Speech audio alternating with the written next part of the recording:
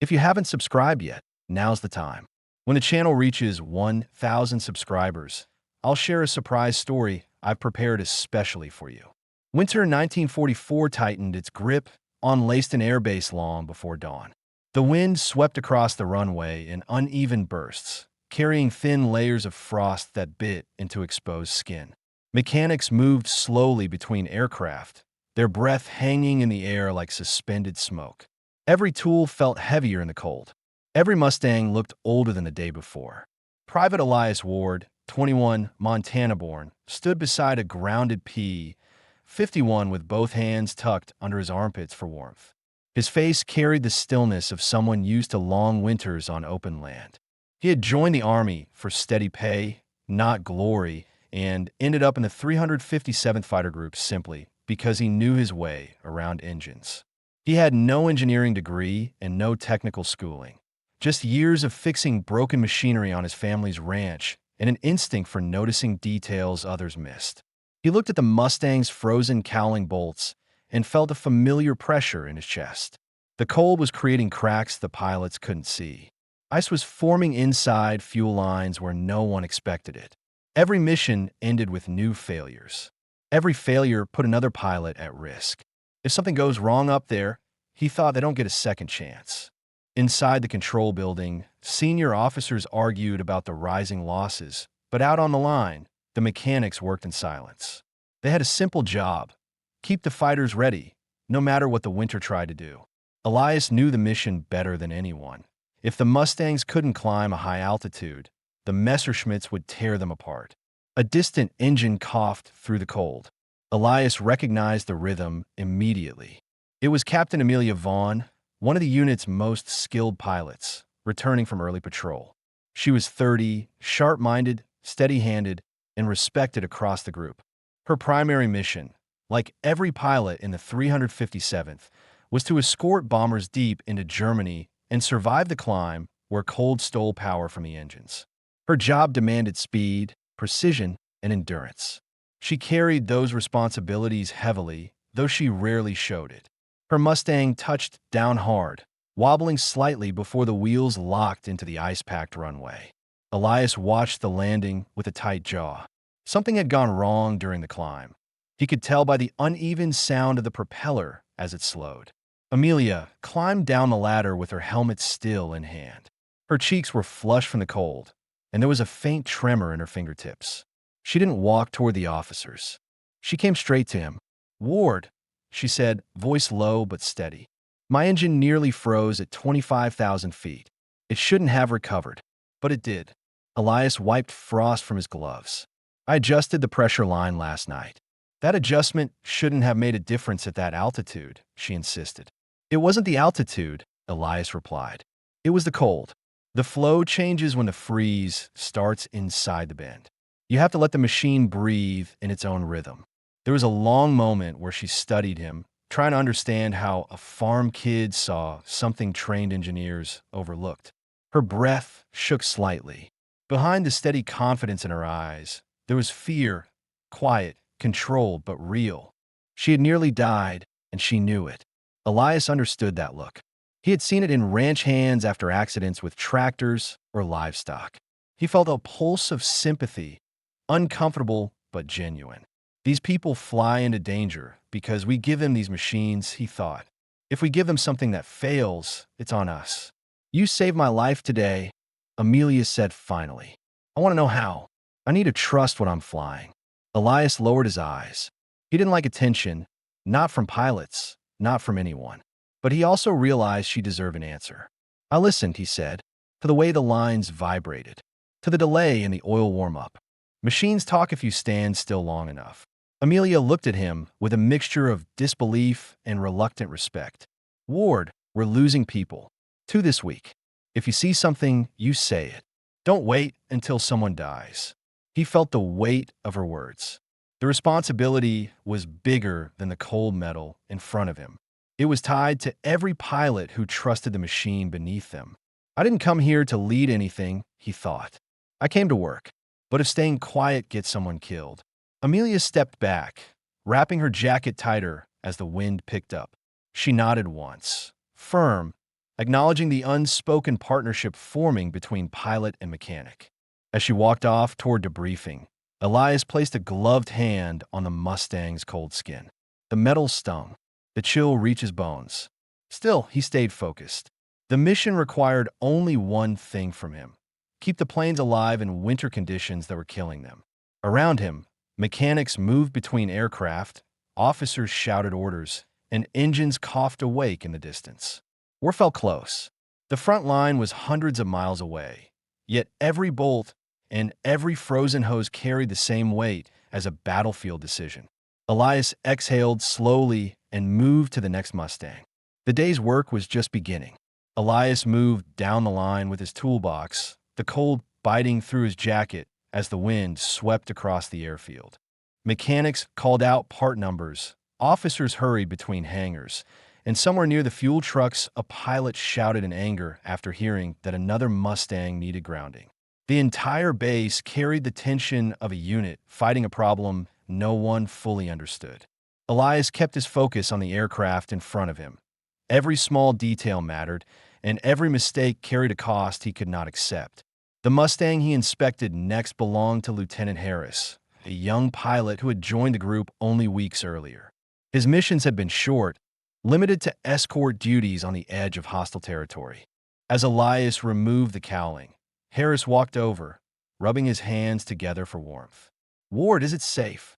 Harris asked quietly. "They say the engines freeze without warning." Elias didn't answer immediately. He checked the oil line fittings, pressed a gloved finger against a section of metal that always chilled unevenly, and listened to the faint tick of contracting metal. Only when he was certain the engine reacted normally did he straighten up. "It can be safe," Elias said, "but it has to be warmed the right way, or the cold shuts down the flow." Harris watched him with unease. Elias recognized the expression, fear mixed with frustration. The pilots had questions no one addressed directly. They wanted to know why the freeze-ups happened, why some engines recovered in the air while others stalled, why the cold felt unpredictable even at the same altitude. Elias tightened a clamp and spoke in his usual calm tone. "You need to hold the throttle steady for the first minute after warm-up. Don't push it too fast. That's when the line freezes. Keep the climb smooth." Sudden bursts choked the pressure. Harris nodded slowly. It was the first clear instruction he had received all week. As the lieutenant walked off, Elias moved to the next Mustang, noting patches of frost forming around the exhaust stacks. Each aircraft reacted differently to the cold. Some tolerated it, others protested at every change in temperature. He crouched down and inspected the lower panel where a vibration had been reported the day before. The mechanic beside him, Corporal Jensen, leaned over. "We keep losing pressure at altitude," Jensen muttered. "Engineers think it's a design flaw." "It's not the design," Elias replied quietly. "It's the way the cold settles in the bends. These lines weren't meant for this winter." Jensen stared at him. "How do you know that?" Elias shrugged slightly. "I've seen it before. Not on planes, but on water pumps back home. When the frost got into the curve, everything slowed. Small change, big problem." Jensen absorbed the explanation without comment. For days, the mechanics had wondered how Elias kept predicting failures before they happened. None of them had grown up on ranches where machines had to work in deep winter or freeze solid. Elias reinforced the bracket, adjusted the pressure line by a few millimeters, and replaced a bolt that had weakened from vibration. He didn't rely on guesswork. He trusted what he saw and what he heard when metal shifted under cold stress. As he finished the adjustment, exhausted footsteps approached behind him. Amelia stopped at the edge of the wing, helmet under her arm, wearing a fresh layer of frost on her jacket. Her expression held a mixture of concentration and fatigue.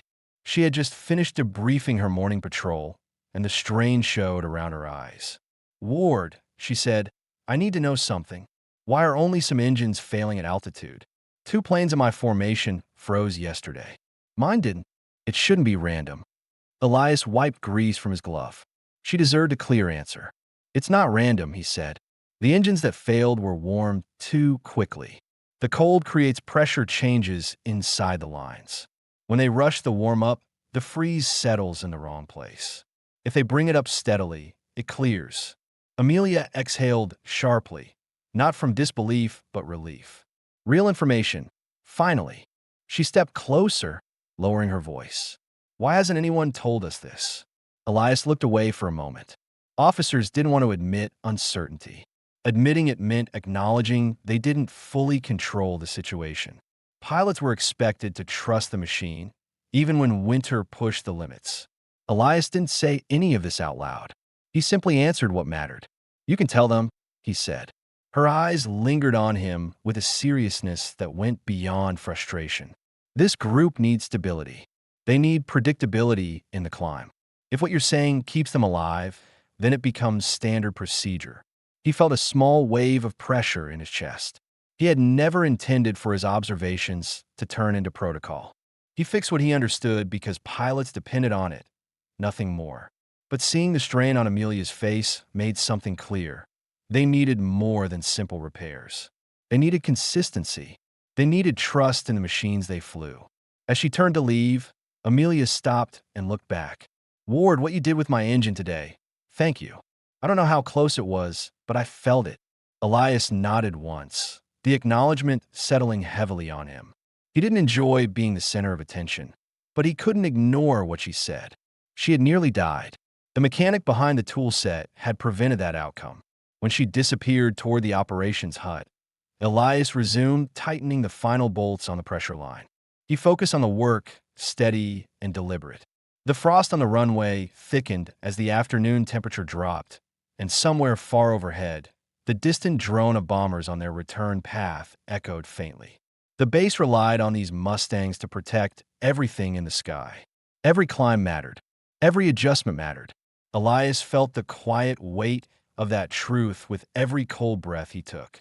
He closed the cowling, secured the final latch, and moved to the next aircraft without hesitation. There were more engines to fix, more lines to adjust, more chances to keep someone alive. The day was far from over. The temperature dropped again by nightfall, sharpening the air across the flight line until every breath felt like it scraped against the throat.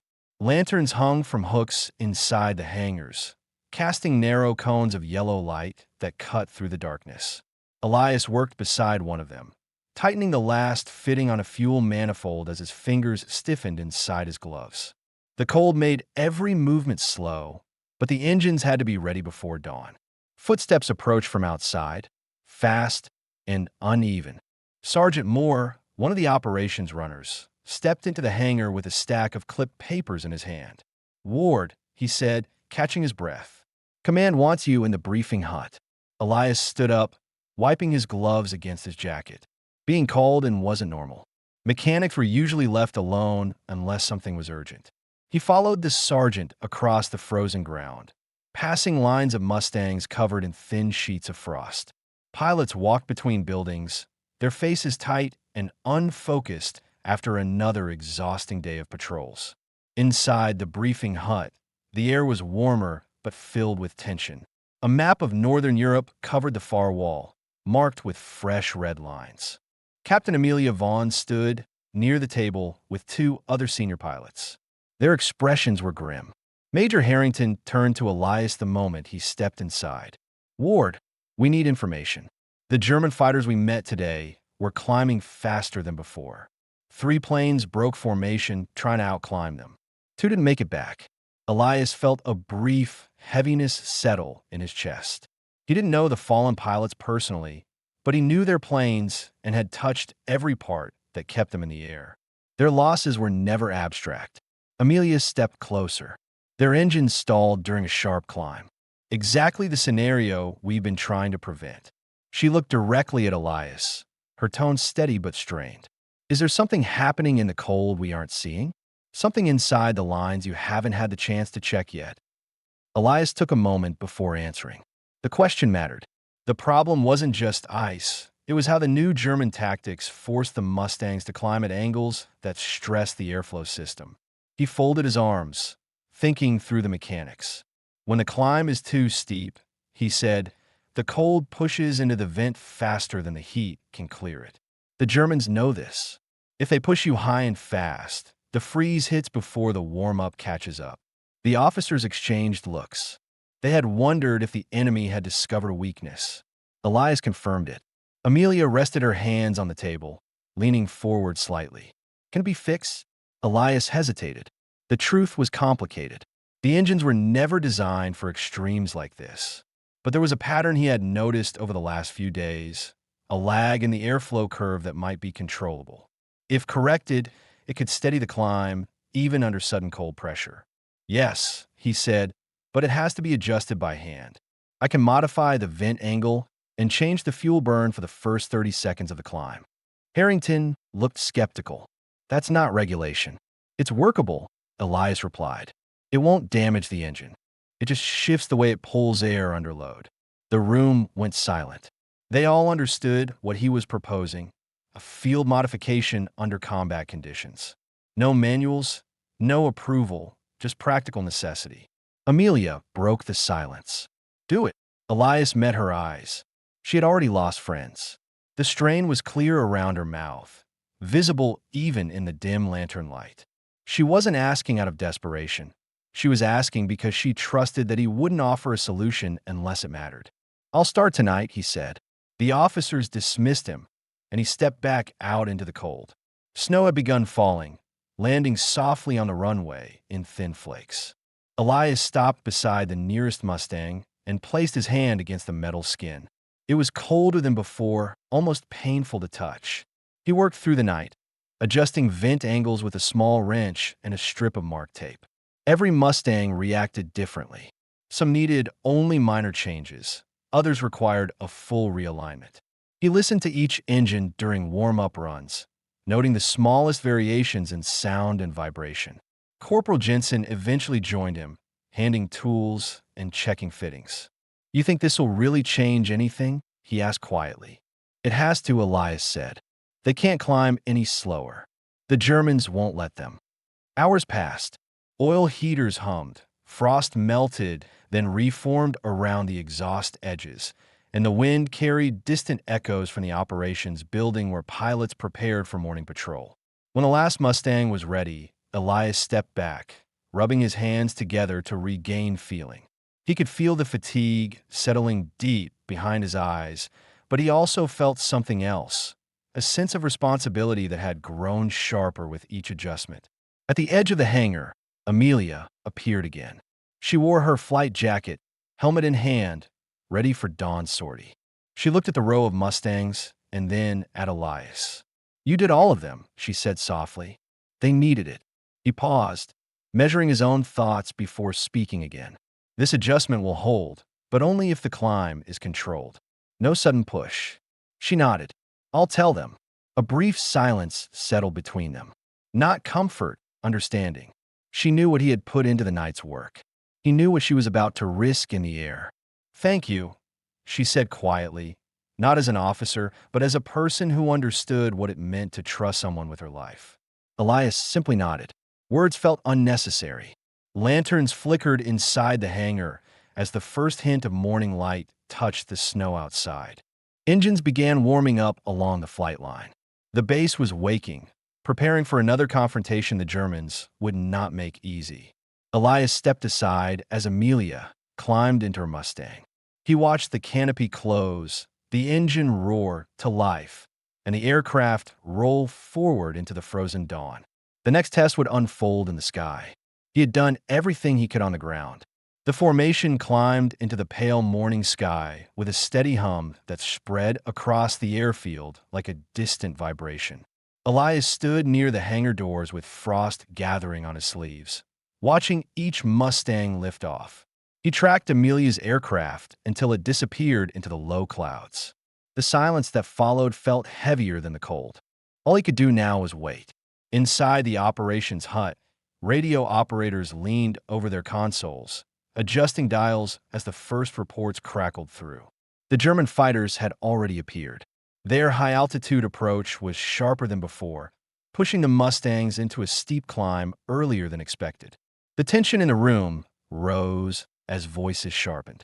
Elias stepped closer to the doorway, but stayed outside.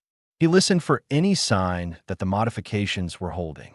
His mind kept returning to the technical details, the angle of the vent, the pressure curve during the first 30 seconds, the temperature drop at altitude. If anything was off by even a small margin, the engines would stall exactly as before. A burst of radio static carried through the open door, followed by a stressed voice. Climb rate steady. Engines responding, they're still with us. That was the confirmation Elias needed. His chest loosened slightly. The Mustangs were holding the ascent longer than usual. Another report followed, rough but controlled. German fighters leveling off, they're losing speed. For the first time in days, the advantage was shifting. Elias moved to the edge of the runway, scanning the sky as the minutes stretched. He could not see the battle, but he could imagine the climb, the cold pressing into the lines, the engine vibrations Amelia described so clearly. He wondered how she was handling the strain, if the aircraft felt steadier, if she trusted the adjustment enough to push harder. More transmissions came through. One enemy breaking away. Second, one dropping altitude. Mustangs holding formation. The Germans were retreating. The climb that once forced American fighters into dangerous stalls now held firm. The adjustment was working under real combat pressure. But the relief was short-lived. A new transmission cut through the radio room with urgency. Vaughn's hit. Hydraulic failure. Still flying. Elias felt his stomach tighten. He moved closer to the operations hut, listening hard. Aircraft responding, losing pressure, but she's keeping control. The next 20 minutes passed with sharp, clipped updates. Amelia had broken away from the main formation to avoid dragging others into danger. Her Mustang was leaking fluid, and the controls would be heavier on approach, especially in the cold. The officers in the hut issued directions, but the tension showed on every face. A damaged aircraft in winter conditions was unpredictable. Elias walked back to the runway's edge. He scanned the horizon until a distant appeared against the gray sky. It wobbled slightly, dipping lower than the others, but it kept moving forward. As it approached, the familiar shape of AP-51 came into view, trailing a faint line of smoke. Ground crews rushed to the side of the runway, signaling wind direction and clearing equipment. The Mustang descended at a shallow angle, struggling to maintain balance. The landing gear extended with a delayed jerk that made several mechanics flinch. Elias felt his pulse climb as the wheels touched the ground. The aircraft bounced once. The right gear shuddered, but the Mustang didn't tip. It kept rolling, slowing down until it came to a stop halfway down the strip. Elias started walking before the engine fully shut down. He reached the aircraft as the canopy slid open and Amelia exhaled sharply, her forehead damp with sweat despite the cold. She looked exhausted, her hands shaking slightly as she removed her helmet. "You made it," Elias said quietly. She nodded, still catching her breath. The vent adjustment held. The engine never froze. Without it, we wouldn't have kept the climb. There was no dramatic celebration, only a shared moment of recognition. She had placed her life on the line, trusting a modification that hadn't existed the day before. He felt the weight of that trust settle deeper than any officer's order. Amelia stepped onto the wing, her boots slipping on the frost. Elias reached up instinctively, offering support. She steadied herself with a hand on his shoulder, not out of weakness, but out of simple necessity after the strain she had endured. "You saved a lot of us up there today," she said, her voice low but certain. He nodded once, absorbing the words without knowing how to respond. He didn't think of himself as someone who changed outcomes, just someone who repaired whatever was placed in front of him. Yet seeing her standing there alive made everything he had done through the night feel justified. As ground crews moved in to secure the damaged aircraft, Amelia remained beside him for a moment longer, looking toward the sky where the rest of her formation still circled. She breathed out slowly, the cold air turning to mist around her. "It worked," she said again. "All of it." Elias watched the frost forming on the Mustang's wounded fuselage. The battle had tested every part of the aircraft, every adjustment, every risk he had taken, and it had held. The airfield slowly returned to motion. Fuel trucks rolling forward, mechanics preparing for inspections, officers gathering details for the after-action report. But for a brief moment, The world around them felt steady. The Mustangs had survived a climb designed to break them. The German fighters had pulled back, and Amelia had returned against odds that should have claimed her. Elias stood beside her in the cold, feeling a quiet sense of confirmation. The work he had done mattered, not as theory, but as life preserved. The day wasn't over, but something in the air had shifted. The squadron had taken back a part of the sky they once feared. And the next steps, whatever they would be, felt possible. The runway quieted after Amelia's landing, leaving only the low rumble of generators and the sharp rustle of the winter wind. Mechanics surrounded damaged aircraft, and officers moved between them collecting reports. Elias stayed close to Amelia's Mustang, checking the hydraulic leak while she stood beside him, adjusting her gloves and regaining her balance. He examined the torn line under the wing, tracing the fluid trail with a steady hand. The damage was serious but reparable. Knowing that brought him a sense of calm he hadn't felt all morning. She had returned safely, and the plane had fulfilled its purpose despite everything working against it.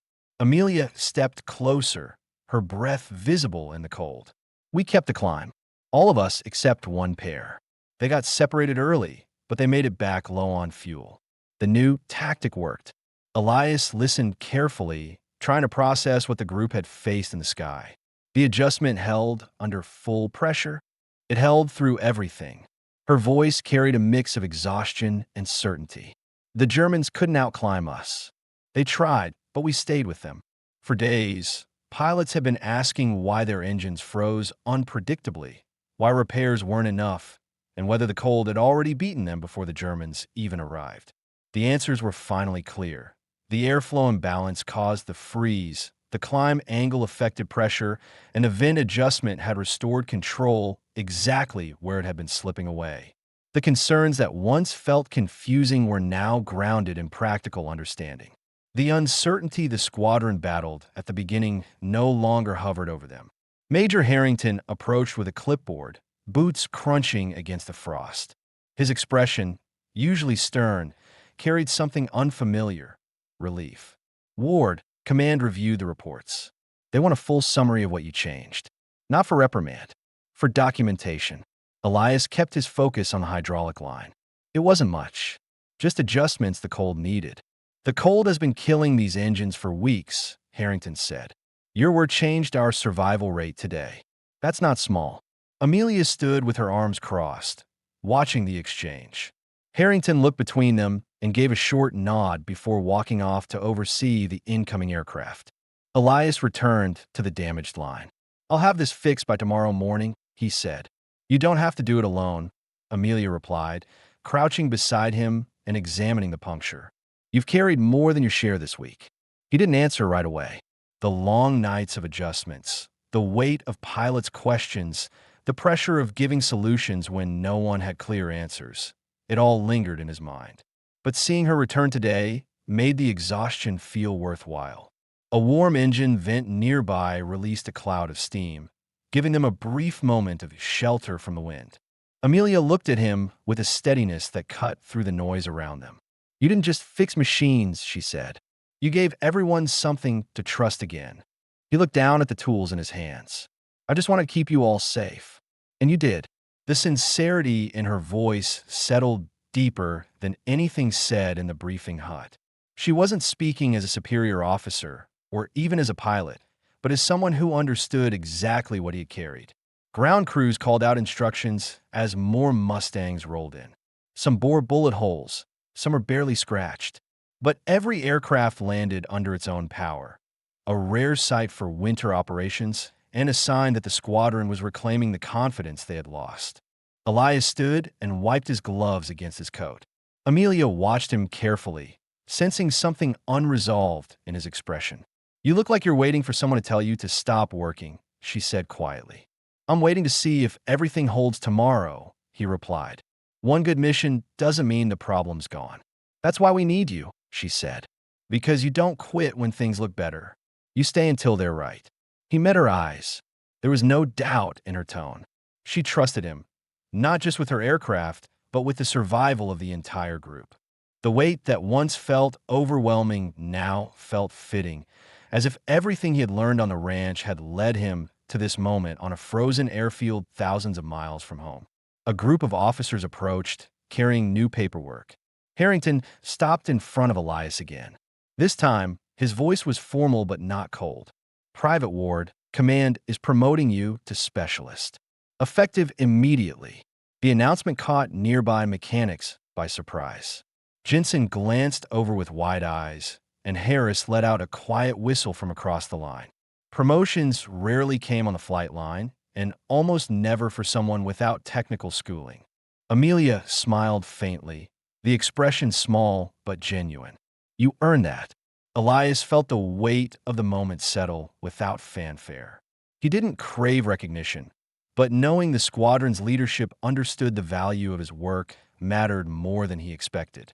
As the officers walked away, Amelia turned to him again. "Come on, let's finish checking these before the snow gets heavier." They worked side by side, moving from aircraft to aircraft, the cold biting at their cheeks while the lanterns cast long shadows across the hangar walls. The fear that had shadowed the squadron for weeks began to lift, replaced by a steady, grounded confidence. By late afternoon, the sky cleared into a faint winter blue. The wind softened. For a brief moment, the base felt peaceful, still part of war, but no longer fighting blind against an enemy they couldn't see. Elias tightened the last bolt and closed the final cowling. Amelia stood beside him, hands in her pockets, watching the sunlight reflect off the Mustang's polished nose. "You changed the way we fight," she said. "You gave us our climb back." He didn't answer right away. He simply looked across the airfield, at the planes he had learned by sound, at the people who depended on them, and at the long stretch of sky the squadron could now reach without fear. The day ended with no unresolved questions, no dark uncertainty waiting in the shadows. The engines were ready. The pilots were ready. And for the first time all winter, the air above Leiston felt like something they could hold. Amelia walked beside him as they headed toward the operations hut, the snow crunching softly under their boots. Their steps matched naturally, unforced, steady. The war continued, but the balance had shifted. They had won back their place in the sky, together.